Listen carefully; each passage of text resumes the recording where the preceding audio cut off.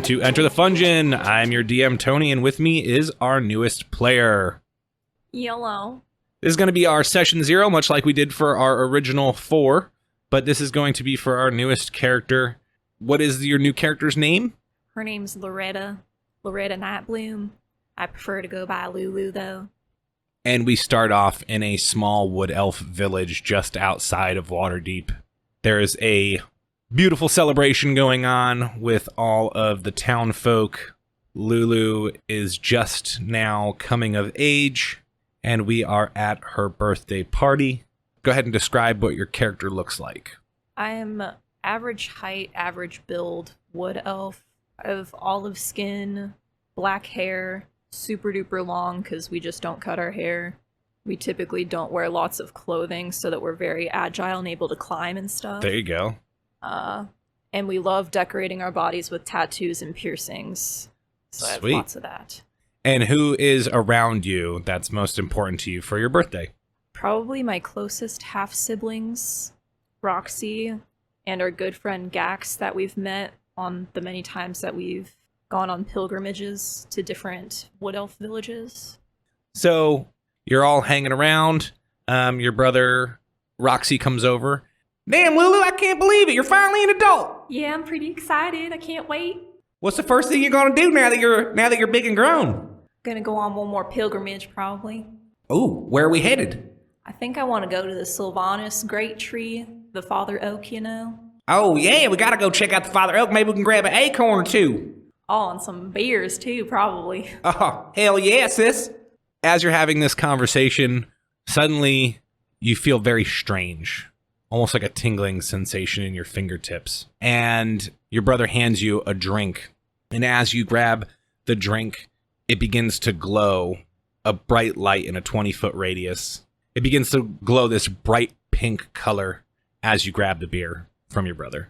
Oh, goddamn, what'd you put in this? What the hell you doing, sis? I didn't do that. Well, that's we're on about to you. have a good time now. As you say, we're going to have a good time now, you feel this sudden sense of emotion. And you feel this warmth inside of you that you haven't felt your whole life. Without speaking, the emotion is conveyed that the goddess you've worshipped your entire life, Myliki, has chosen you as her champion. As your dad rushes over, Lulu, is that what I think it is? Are you the chosen? I certainly hope so. Wow, what an honor. what do you do in this moment as you feel this power? I probably start to cry, just overwhelmed with so much happiness. Yeah, I don't know. Probably feel like I should go to, like, her statue or something and go pray, maybe. So you head over to the statue of Myliki in your little town center square, followed in tow by your brother and your party member Gax.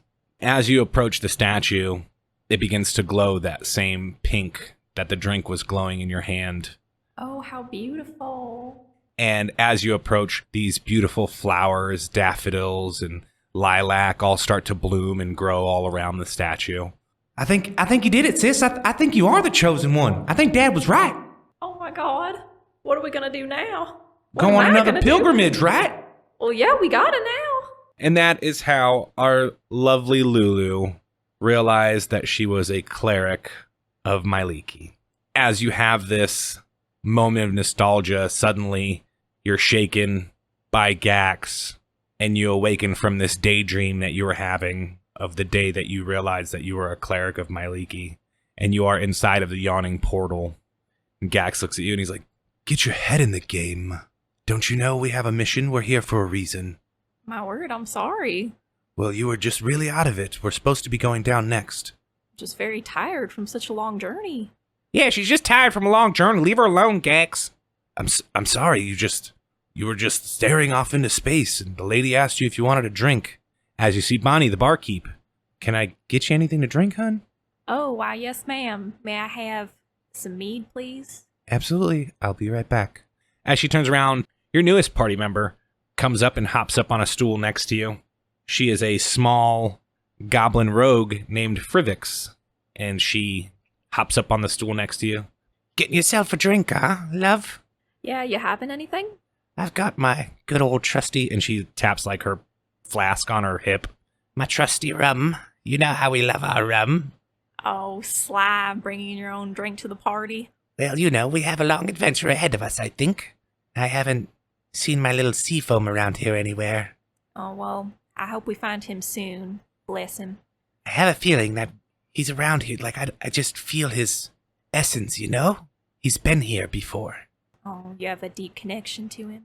It's like that motherly instinct, you know? Oh, I don't really know. I don't have children of my own, but I can only imagine. Well, one day you will. As she, like, pinches your cheek. My lady willin'. As Bonnie brings your mead back over, Gax goes, just in time. It's our turn. We gotta get on the elevator. Let's go. All right, well, I guess I'm ready. You guys begin to get lowered down by this rope and pulley system that's been inside of the yawning portal forever.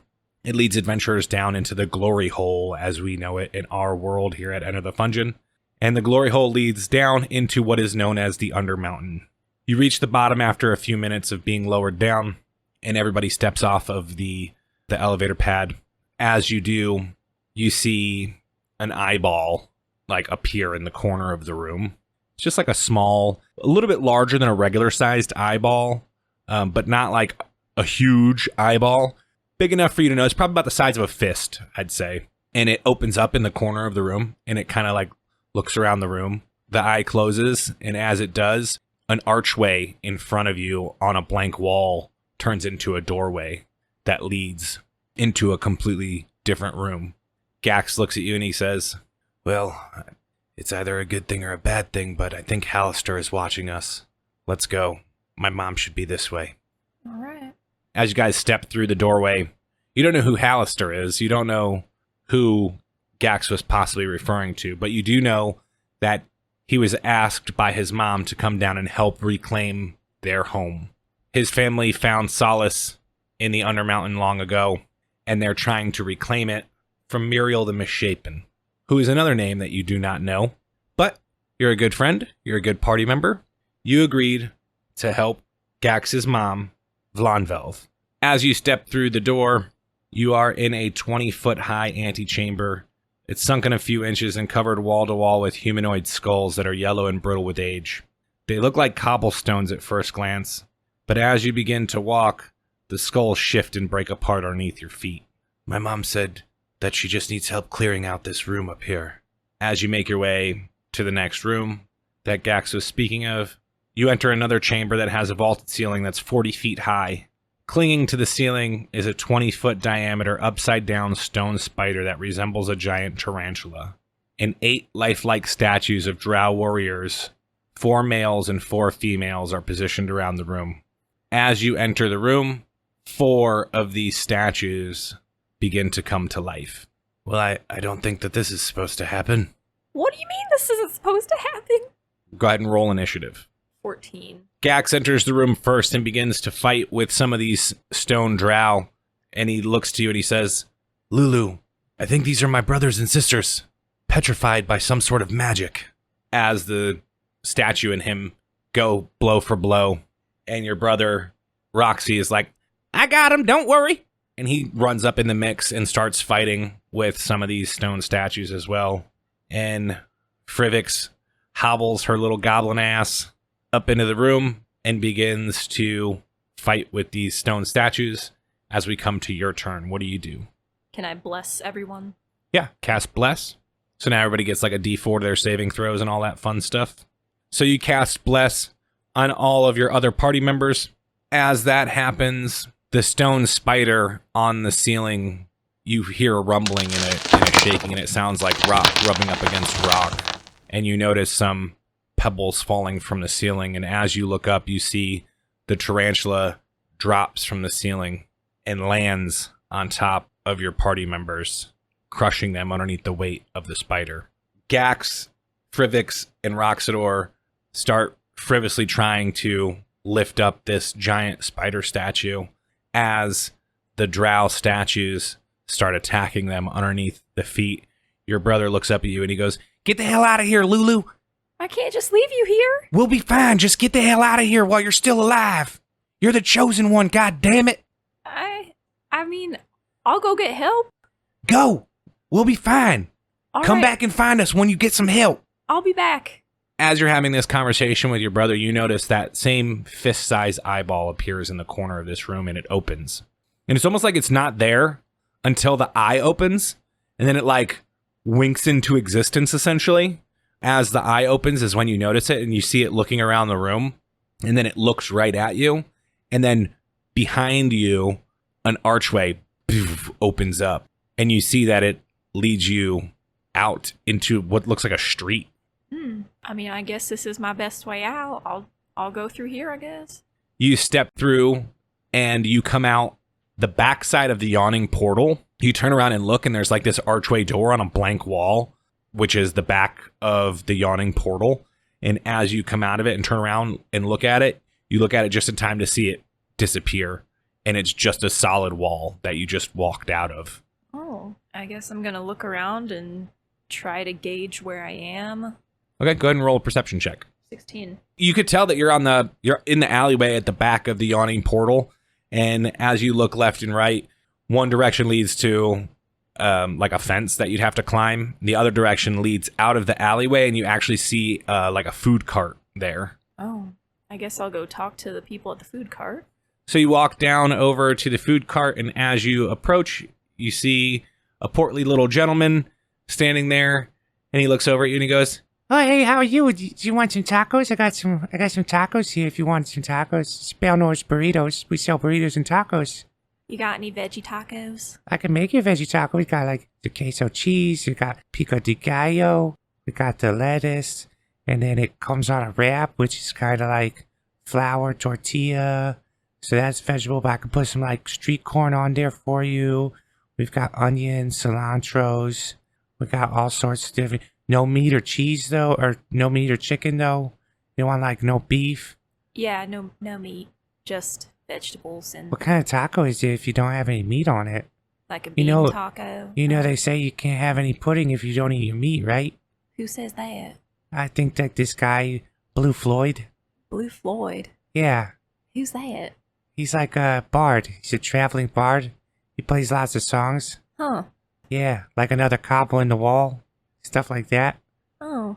Well, that's interesting. It's So are you gonna make? Veggie taco. Yeah, I got you right here. All right, Veggie fine. taco. I'm so It's gonna hungry. be 10 gold. Nah, 10? I'm just kidding. It's only 2. It's a joke I play on everybody. Oh, you got me. You got me. All right. 2 gold. he hands over the taco, and as he does, you hear from the distance, I think that's her. and you see a group of 3 guards, one of them pointing at you as he says that. Well, shit. I don't know what I did. As they approach you, the guard looks at you and he's like, You there. Yes, sir. Do you know somebody by the name of Ranagax Avendar? Yes, actually, and he needs help right now. Can you guys come help me? Well, I think you're the one who's gonna need help. I'm gonna need you to turn around and put your hands behind your back. What about my taco? We could bring it with us and eat it when we get there. we'll be the ones eating it though, as he clips some handcuffs on your wrists behind your back. Well, damn it. I just paid for that. You're stealing. Oh no, I assure you that this is my burrito, and I don't think anybody would say anything on the contrary. Isn't that right, Belnor? Yes, sir, that's correct. It's your burrito. I'm sorry, he's really mean. No, that's all right. Bless you. You're under arrest for associating with known Gallivants. Gallivants. That's correct. We will take you to your cell. My cell. Oh, yeah, you're under arrest, you know, like going to jail. You'll probably be there for a while. You might have a chance to get out. Word has it that they might be starting up Battle Royale system. You might get lucky. Oh my. That doesn't sound like my kind of party. As the guards take Lulu to a cart to haul her off to the local jail, that is where we end this session 0. Hope you guys enjoyed getting to know Lulu a little bit better before she meets our favorite band of idiots.